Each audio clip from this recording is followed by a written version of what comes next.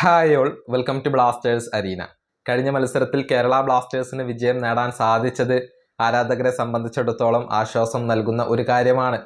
ഇതുവരെ ദയനീയ പ്രകടനമായിരുന്നു കേരള ബ്ലാസ്റ്റേഴ്സ് നടത്തിയത്. പക്ഷേ ബംഗളൂരു FCയെ അവരുടെ തട്ടകത്തിൽ ചെന്നുകൊണ്ട് പരാജയപ്പെടുത്താൻ ഇപ്പോൾ ബ്ലാസ്റ്റേഴ്സിന് കഴിഞ്ഞിട്ടുണ്ട്. അത് തീർച്ചയായും ആത്മവിശ്വാസം പകരുന്ന ഒരു കാര്യമായിരിക്കും. മാത്രമല്ല ആഷ്ലി വെസ്റ്റ്വുഡ് പതിയെ ടീമിനെ തിരികെ കൊണ്ടുവരികയാണ്. ഏതായാലും ബ്ലാസ്റ്റേഴ്സിന് ഇനി എത്ര മത്സരങ്ങൾ അവശേഷിക്കുന്നുണ്ട്, അതിൽ ഏത് മത്സരങ്ങളിലൊക്കെ വിജയ സാധ്യതകൾ ഉണ്ട്, അത് നമുക്കൊന്ന് പരിശോധിക്കേണ്ടതുണ്ട്.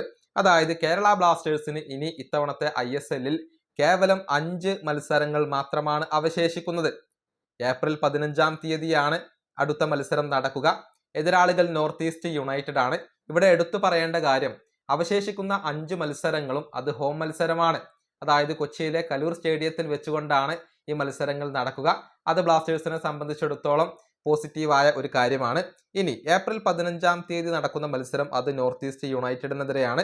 ആ മത്സരത്തിൽ കേരള ബ്ലാസ്റ്റേഴ്സിന് വിജയ സാധ്യതയുണ്ട്. വിജയിക്കാൻ കഴിയുന്ന ഒരു മത്സരമാണ് അത്. പറയാൻ കാരണം, കഴിഞ്ഞ 2 മത്സരങ്ങളിലും നോർത്ത് ഈസ്റ്റ് പരാജയപ്പെട്ടിട്ടുണ്ട്. ഡൽഹി എതിരില്ലാത്ത 3 ഗോളുകൾക്ക് നോർത്ത് ഈസ്റ്റിനെ പരാജയപ്പെടുത്തിയിരുന്നു.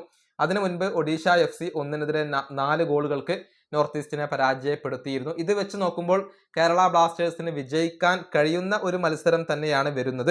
ഇനി അതിനുശേഷമുള്ള മത്സരം അത് ജംഷഡ്പൂർ FCക്കെതിരെയാണ്. ആ മത്സരത്തിൽ വിജയ സാധ്യത കുറവാണ്.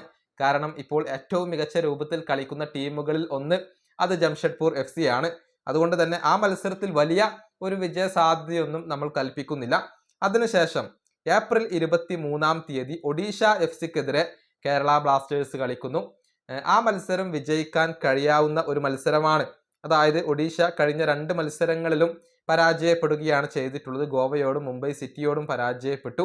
അതിനു മുൻപ് നോർത്ത് ഈസ്റ്റ് യുണൈറ്റഡിനെ തോൽപ്പിക്കാൻ അവർക്ക് കഴിഞ്ഞിരുന്നു. എന്നാൽ അതിനു മുൻപ് 1-നെതിരെ 5 ഗോളുകൾക്ക് മോഹൻ ബഗാനോട് അവർ പരാജയപ്പെടുകയും ചെയ്തിരുന്നു. അങ്ങനെ നോക്കുമ്പോൾ കേരള ബ്ലാസ്റ്റേഴ്സിന് വിജയിക്കാൻ കഴിയാവുന്ന ഒരു മത്സരമാണ് ഒഡീഷക്കെതിരെയുള്ള മത്സരം.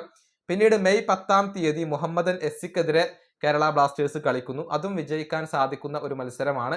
കാരണം കളിച്ച 7 മത്സരങ്ങളിലും പരാജയപ്പെട്ടുകൊണ്ട് മുഹമ്മദൻ SC ഏറ്റവും പിറകിലാണ്. ആ മത്സരത്തിൽ ബ്ലാസ്റ്റേഴ്സിന് വിജയ സാധ്യതയുണ്ട്. പിന്നീട് FC ഗോവയാണ് വരുന്നത്. മെയ് 23-ാം തീയതിയാണ് ആ മത്സരം. അതിൽ ഒരൽപ്പം വിജയ സാധ്യത കുറവാണ് എന്ന് പറയേണ്ടി വരും. കാരണം ഈ സീസണിൽ മോശമല്ലാത്ത രൂപത്തിൽ കളിക്കുന്ന ടീമാണ് FC ഗോവ. 8 മത്സരങ്ങളിൽ നിന്ന് 13 പോയിന്റുകൾ അവർ നേടിയിട്ടുണ്ട്. ബ്ലാസ്റ്റേഴ്സിനെ സംബന്ധിച്ചിടത്തോളം ജംഷഡ്പൂർ FCയും അതുപോലെ തന്നെ ഗോവയും ആയിരിക്കും വലിയ വെല്ലുവിളികൾ സൃഷ്ടിക്കുക.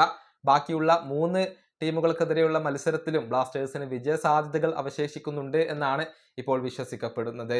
ഈ വീഡിയോ അവസാനിപ്പിക്കുന്നു. അടുത്തൊരു വീണ്ടും കാണാം.